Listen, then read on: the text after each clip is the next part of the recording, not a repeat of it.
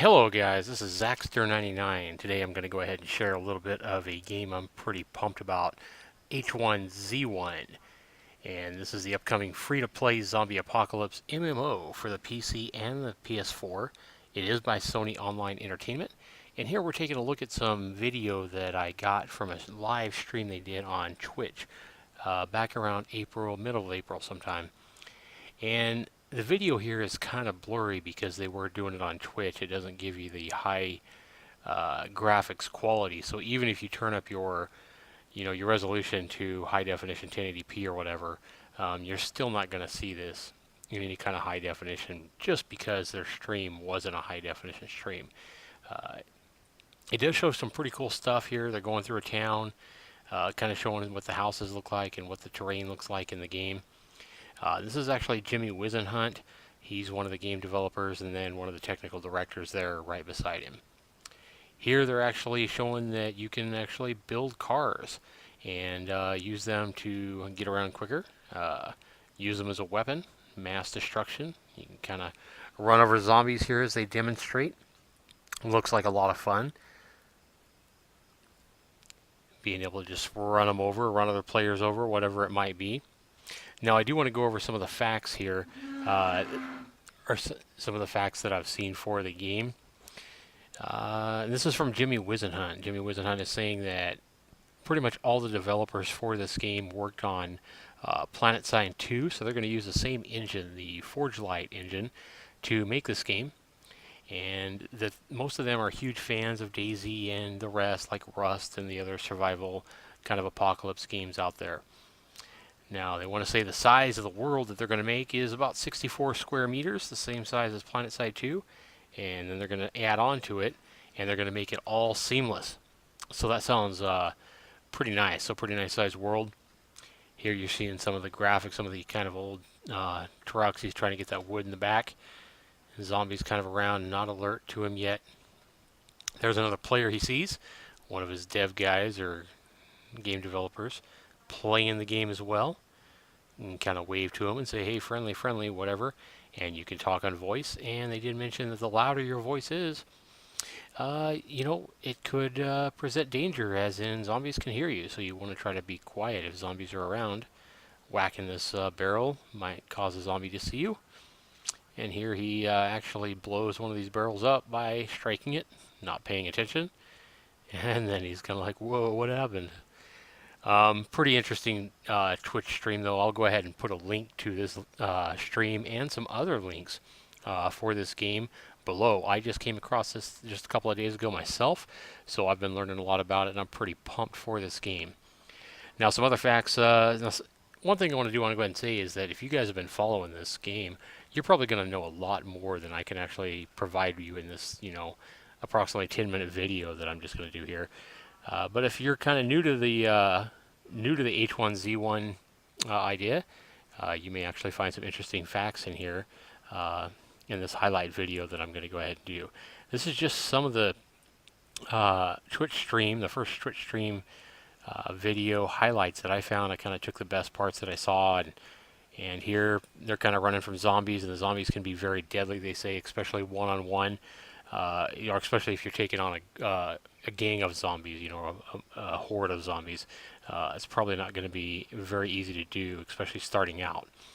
Because right now what they're going to do is they're going to drop you in an area that looks like the Pacific Northwest, kind of a forest, and drop you in the woods in a random spot to prevent like spawn camping from other players. And all you'll have is an axe and a flashlight, and that creepy feeling you get of being alone in the woods, especially at night. Now, this game does have no levels, there's no quests, there's nothing that you have to do. You can pretty much do anything you want. You can gang up with friends, you can go solo if you want to do that. It's probably going to be a much harder experience if you do that, kind of like Rust or DayZ, some of the other games. If you get people on your side, it's probably going to be an easier experience. But you're probably not going to be able to trust a whole lot of people. Now, this game does have a discovery crafting system, which is pretty cool. You can take like a piece of wood. From that, you can learn how to make a plank, and then learn from that, you can make a stick, and so on. Eventually, you'll be able to maybe craft like a animal trap so that you can actually trap your food easier than going around trying to shoot one. This is all stuff that comes from Jimmy Wizenhunt. This is another article I found online where he's basically giving all these facts that I'm giving to you. And some of the stuff I thought was pretty important, or pretty exciting rather, to know about the game. Now he's talking about you can actually learn to, that you can combine a stick, animal fat, and cloth, and you can make a torch. Now a torch in this game is not just going to be like a source of light, it's also going to be a weapon where you can actually burn zombies, other players, and even destructible items inside the game. Again, I'm sorry for the blurry video here, but this is the best that I got on the stream that I found it. And again, a lot of times when you stream your video live on Twitch, as they did here, you're not going to have the best quality. Here, they're actually trying to show you how you can build your own little house, and they got a door. I believe they're using some codes, some cheat codes to actually do that, because they say that these items are going to take a lot of resources. Way more resources if you played Rust, for example. This is going to take a lot more wood and a lot more resource harvesting to get something like this than maybe Rust, is what it sounds like anyway. You can place it really easy. He places a door on this thing really easy and shows how easy that is once he actually sets it in. And these items can be, a door like this, if it's a wooden door, it can be kicked in, it can be axed in, just like in Rust if you've played that. You can actually break into somebody's house and steal their loot. Or if you put a metal door on there, it's going to require C4. And this again is coming from Jimmy Wizenhunt. Now at night, it does have a day-night cycle. There's fog, there's rain in the game, they say. And there's a whole circle of life as well. So basically zombies are going to hunt the animals like wolves and deer. Wolves will hunt deer. Deer just pretty much try to survive, and you're going to be trying to hunt all of them, or zombies could hunt you as well. So you might be strolling through here and see, a pack of 20 zombies, chasing a deer down to try to eat, because it is live. Here they're trying to chase Jimmy down as he plays, and they're trying to strike him down. He takes out his torch and barely gets to his truck and kind of gets out of there. Some other things I want to go ahead and go over here is you can actually make bandages by tearing your shirts into pieces. You can put bottles on a collector to get fresh water, or you can go to a lake to drink to get dirty water, but you do have to drink in the game. This game is going to be free to play at launch, but it is supposed to be coming out real soon for the PC on Steam early access, and $19.99, $20 will get you into the early access if you don't want to wait for it to come out free to play. When it does launch on free to play, there will be microtransactions. However, the microtransactions they promise will not be able to give you anything, to help you survive longer. For example, you're not going to be able to buy more stamina or something that gives you life, or maybe a gun or something like that.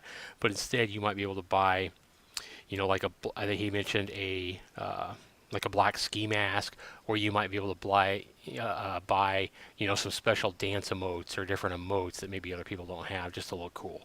So nothing that's actually going to help you survive in the game, but they will help you add to your play experience. And it looks like that's about it. Here he's kind of wandering through, got a torch. He sees another player in this house, I know, when I watched it. And he kind of lights his buddy on fire. That's one of his guys helping, create the game, a dev guy. And now they're kind of running around. It's kind of funny. And, I encourage you to watch these streams yourself. The links are below. Watch this yourself if you haven't already. If you have any questions or comments, please put those down below. We'd like to be able to see those, see what you're thinking about this game. Do you think this game looks better than Rust and Daisy? As I do, I think it looks like it's going to be a solid game. I think because it's made by S.O.E Online Entertainment, they're going to have a lot of resources to pull from, and they're going to be able to definitely handle the hacker situation that's plagued Rust since its existence.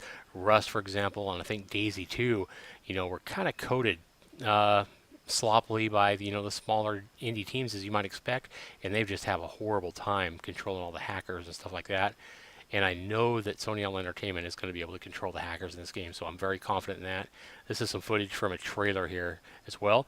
Be sure you go ahead and like and subscribe this video. I do want to thank you for watching. This has been Zaxter99.